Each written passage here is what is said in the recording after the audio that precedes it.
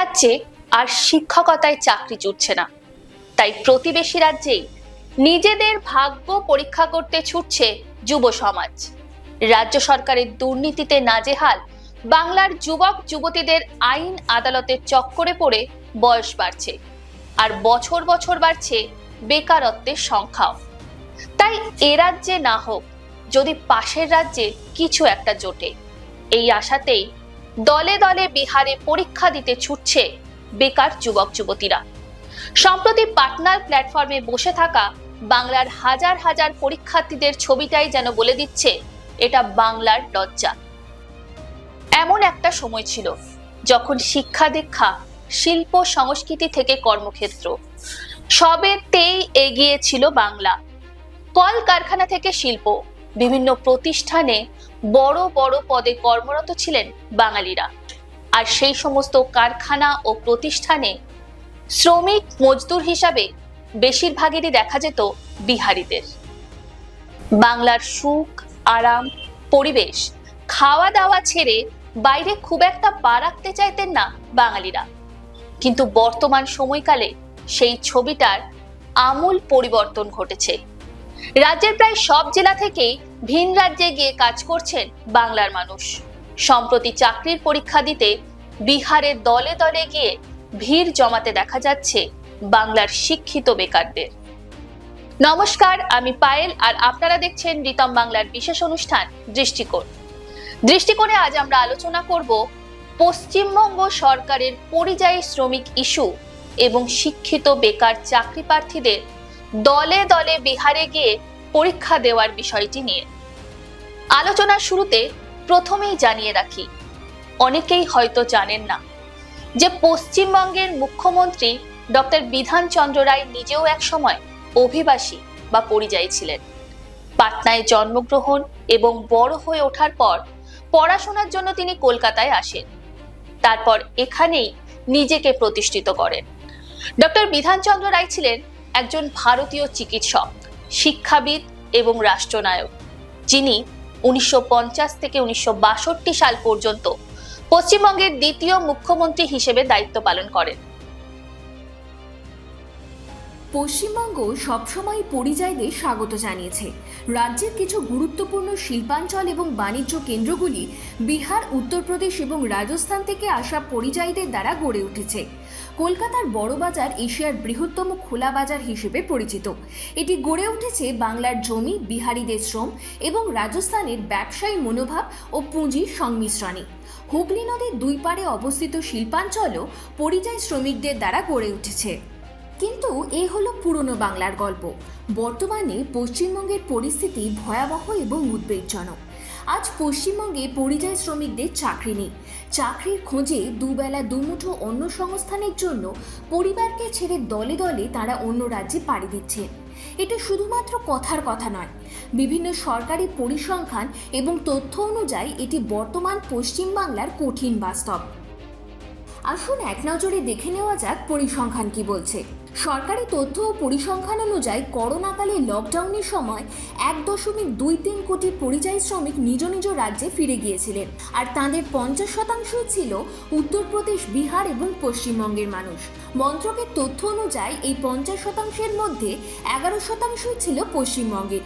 এই ঘটনার পর পশ্চিমবঙ্গ সরকার পরিযায়ী শ্রমিকদের জন্য কিছু পদক্ষেপ করে। পরিযায়ী শ্রমিকদের জন্য কয়েকটি প্রকল্পের কথাও তুলে ধরা হয়। বিরোধীদের দাবি এই সবটাই ছিল শাসক দলের ভোট ব্যাংক ধরে রাখার কৌশল। একটা সময় হাওড়া শিল্পাঞ্চলকে বলা হতো শেফিল্ড অফ ইস্ট। একটা সময় শুধু পশ্চিমবঙ্গের বিভিন্ন জেলা থেকেই নয়, ভারতবর্ষের বিভিন্ন প্রান্ত থেকে হাজার হাজার শ্রমিক কাজের জন্য এখানে আসতেন। কিন্তু আজ পেটের টানে হাজার হাজার শ্রমিক এখান থেকেই পাড়ি দিচ্ছেন ভিন রাজ্যে। 2023 সালের সরকারি হিসাব অনুসারে পশ্চিমবঙ্গের পরিযায়ী শ্রমিকদের সংখ্যা ছিল 38 লক্ষ। বেসরকারি হিসাবে সেই সংখ্যাটা এর 1.5 গুণও হতে পারে। 2023 সাল পর্যন্ত রাজ্যের কাছে পরিযায়ী শ্রমিকদের কোনো তালিকা ছিল না। তথ্য না থাকায় কোভিডের সময়কালে ঘরে ফিরতে সমস্যায় পড়তে হয়েছিল পরিযায়ী শ্রমিকদের। পরে বিরোধীদের আক্রমণের চাপে রীতিমতো বাধ্য হয়ে রাজ্য সরকার পরিযায়ী শ্রমিকদের ডেটাবেস তৈরি করে। সেখানেই দেখা যায় পশ্চিমবঙ্গের মুর্শিদাবাদ থেকে বেশি মানুষ বাইরে কাজ করতে যান, আর মুর্শিদাবাদ জেলার জঙ্গিপুর এই তালিকার শীর্ষে রয়েছে। বিশেষজ্ঞদের মতে মুর্শিদাবাদ, মালদা, বীরভূম, নদিয়া, উত্তর দিনাজপুর, দক্ষিণ দিনাজপুর সহ সীমান্ত লাগোয়া জেলাগুলি মুসলিম অধ্যুষিত, আর সেই সমস্ত জেলা থেকেই সবথেকে বেশি মানুষ রুটির খোঁজে অন্য রাজ্যে পাড়ি দিচ্ছেন। সরকারের চরম উদাসীনতায় রাজ্যে কর্মসংস্থানে সুযোগ নেই। শিল্প তো দূরের কথা, বন্ধ হয়ে যাচ্ছে একের পর এক কলকারখানা। সংসার প্রতিপালনের তাগিদে ভিন রাজ্যে পরিযায়ী শ্রমিক হিসেবে কাজ করতে গিয়েও প্রাণ হারাচ্ছেন বাংলার বেকার যুবারা। পরিযায়ী শ্রমিক ইস্যু বর্তমানে একটি বড় রাজনৈতিক ইস্যু হয়ে উঠেছে। বিরোধী দলগুলি প্রায় তৃণমূল সরকারের বিরুদ্ধে অভিযোগ করে যে রাজ্যে চাকরির অভাব পরিযায়ী সমস্যাকে উস্কে দিয়েছে। 2023 সালের অগস্টে রাজ্যের 23 জন শ্রমিক মিজোরামে একটি সেতু ধসে মারা যান। 2023 সালের জুন মাসে ওড়িশায় ভয়াবহ ট্রেন দুর্ঘটনায় প্রায় 100 জন পরিযায়ী শ্রমিকের মৃত্যু হয়। এবছর 17 জুন জলপাইগুড়ির কাছে কাঞ্চনজঙ্ঘা এক্সপ্রেসে মালগাড়ির ধাক্কায় মৃত্যু হয় বাংলার কয়েকজন পরিযায়ী শ্রমিকের। কিন্তু এই সমস্ত ঘটনাগুলো গত বছরের। এখন আপনার মনে প্রশ্ন উঠতেই পারে যে কেন আজ আমরা এই ঘটনাগুলিকে আপনাদের সামনে টেনে আনছি। অনেকেই হয়তো জানেন না যে এককালে যা ছিল পরিযায়ী শ্রমিক কেন্দ্রিক, এখন সেই একই ঘটনা ঘটছে শিক্ষিত বেকার যুবক যুবতীদের সঙ্গেও। চাকরির পরীক্ষা দিতে দলে দলে বিহারে ছুটছেন বাংলার হবু শিক্ষকরা। বাংলায় শিক্ষক নিয়োগ দুর্নীতির জেরে এই রাজ্যের শিক্ষকদের বর্তমান অবস্থা বলাই বাহুল্য। এসএসসি মামলায় কলকাতা হাইকোর্টের ঐতিহাসিক রায়ের পর এবার সেই মামলা এখন শীর্ষ আদালতে।